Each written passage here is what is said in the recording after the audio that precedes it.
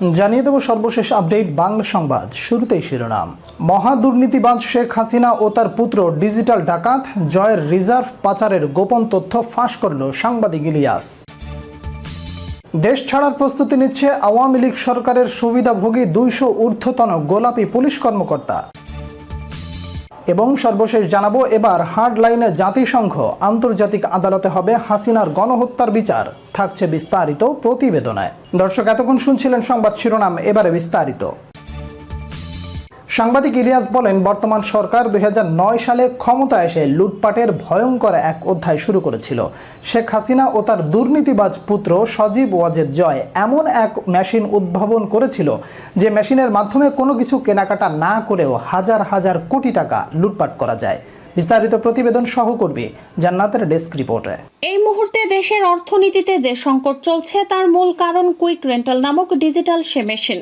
2022 সালের 20 জুলাই ডয়েচে ভেলের সংবাদ অনুযায়ী কেরানীগঞ্জের পানগাঁও এপিআর এনার্জি বিদ্যুৎ কেন্দ্রটির ক্ষমতা 300 মেগাওয়াট। এই কেন্দ্রটির প্রতি ইউনিট বিদ্যুৎ উৎপাদনে ব্যয় পড়ে 1578 টাকা, যা দেশের ইতিহাসের সর্বোচ্চ রেকর্ড। 200 মেগাওয়াট ক্ষমতার সিরাজগঞ্জে প্যারামাউন্ট এনার্জি লিমিটেডের উৎপাদিত বিদ্যুতের প্রতি ইউনিটের দাম পড়ছে 180 টাকা। এভাবে প্রতিটি কেন্দ্র থেকে সরকার নিজেদের ইচ্ছামতো দাম ধরে বিদ্যুৎ কিনছে। ইলিয়াস আরও বলেন, যে কেন্দ্রের মালিক সরকারের যতটা কাছের লোক, সেই কেন্দ্র থেকে তত বেশি দামে বিদ্যুৎ কিনছে হাসিনার ডিজিটাল সরকার। এখন প্রশ্ন হচ্ছে, বেশি দামে বিদ্যুৎ কিনে সরকারের লাভ কি?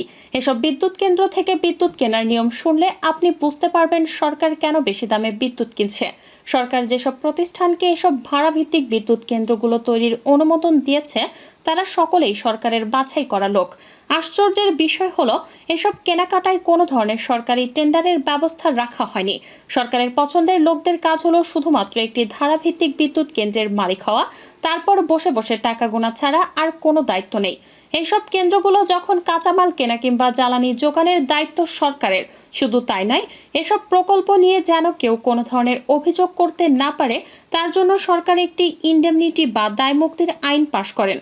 পৃথিবীর ইতিহাসের উন্নয়ন প্রকল্পের জন্য এই ধরনের দায়মুক্তির আইন এটাই প্রথম। এর কারণ ছিল সরকার জানতো এখানে লুটপাট হবে এবং এই লুটপাটের বিরুদ্ধে যেন কোনো কথা বলতে না পারে, সে কারণে তারা প্রকল্প শুরুর আগে আইনটি পাশ করে নিয়েছিল 2010 সালে। সাংবাদিক ইলিয়াস বলেন, এসব কেন্দ্রগুলোর মধ্যে সবচেয়ে বেশি সুযোগ সুবিধা দেওয়া হয়েছে সাবেক মন্ত্রী ফারুক খানের ভাই আজিজ খানের সামিট গ্রুপকে। কারণ আজিজ খানের মেয়ে সজীব ওয়াজেদ জয়ের বেড পার্টনার। এছাড়া শেখ হাসিনার ক্যাশিয়ার সালমান এফ রহমান এবং রেহেনার ক্যাশিয়ার হিসেবে পরিচিত এসালাম সহ চিহ্নিত কিছু শেখ পরিবারের আস্থাভাজন ব্যবসায়ী বিগত 15 বছরে দেশের রিজার্ভ ফাঁকা করে দিয়েছে। শেখ হাসিনা যখন যাকে খুশি হয়েছে তাকে একটি বিদ্যুৎ পাওয়ার প্ল্যান্ট ধরিয়ে দিয়েছে।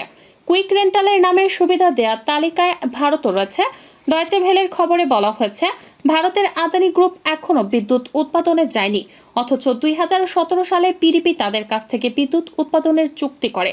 ওই চুক্তির জেরে এখন পর্যন্ত বাংলাদেশের কাছে ভারতীয় কোম্পানিটি হাতিয়ে নিয়েছে 1219 কোটি টাকা। ঠিক অন্য বিদ্যুৎ কেন্দ্রগুলোর ক্ষেত্রেও একই ধরনের অনিয়ম করা হয়েছে। এমনকি যেসব বিদ্যুৎ কেন্দ্র এখনো পর্যন্ত 1 মেগাওয়াট বিদ্যুৎও সরকারকে দেয়নি, তাদের ধারণ ক্ষমতার পুরোটাই ভর্তুকি দিয়ে যাচ্ছে অবৈধ সরকার। এখানেই শেষ নয়, প্রয়োজনের তুলনায় অনেক বেশি বিদ্যুৎ কেন্দ্রের অনুমোদন দেওয়া হয়েছে। এই কারণে অনেক কেন্দ্র থেকে বিদ্যুৎ না নিয়েও ক্যাপাসিটি চার্জের নামে হাজার হাজার কোটি টাকা ভর্তুকির নামে লুটপাট করা হচ্ছে।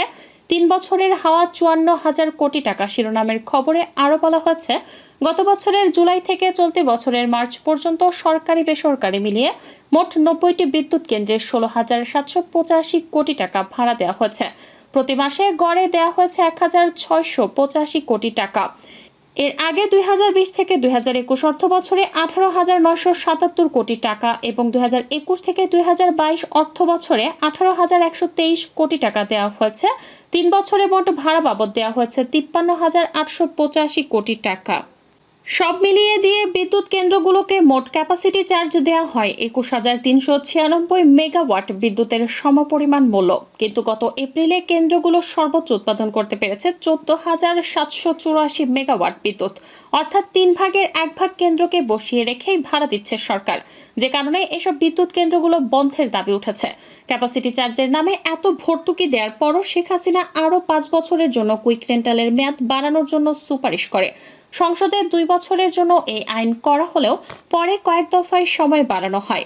সরকারের সিদ্ধান্তের বিরোধিতা করে ক্যাব সহ অনেকে বিবৃতি দিয়েছিলেন, কিন্তু হাসিনা করার কথা শোনেনি, কারণ কুইক রেন্টালে তার টাকা পাচারের সবচেয়ে সুবিধাজনক মাধ্যম। সরকার জেনে শুনেই এসব লুটপাট করেছিল, যে কারণে পরবর্তী কোনো সরকার আসলে যেন হাসিনার দুর্নীতির বিচার করতে না পারে, সে কারণে তিনি 2010 সালে ইনডেমনিটি বা দায় মুক্তির আইনটি পাশ করেছিলেন, যা পৃথিবীর ইতিহাসে বিরল। এভাবে অবৈধ আইন পাশ করে চলতে থাকে নজিরবিহীন লুটপাট। আর এভাবেই শেখ হাসিনা ও তার পরিবারের লোকজনেরা বিলিয়ন বিলিয়ন ডলারের মালিক। শেখ হাসিনা ও তার পরিবারের বিদেশের সম্পত্তির পরিমাণ কতটা সুনির্দিষ্টভাবে বলা না গেলেও শুধুমাত্র সজীব ওয়াজেদ জয়ের ভাড়াভিত্তিক বান্ধবীর বাবাকে দেখলেই কিছুটা অনুমান করা যায়। জয়ের ভাড়াভিত্তিক বান্ধবীর বাবা আজিজ খান এখন কুইক রেন্টালের টাকায় সিঙ্গাপুরে 10 জন ধনীর মধ্যে একজন। এভাবেই শেখ হাসিনা তার আশেপাশের লোকজন দেশের টাকা বিদেশে পাচার করে দেশের রিজার্ভ ফাঁকা করে দিয়েছে।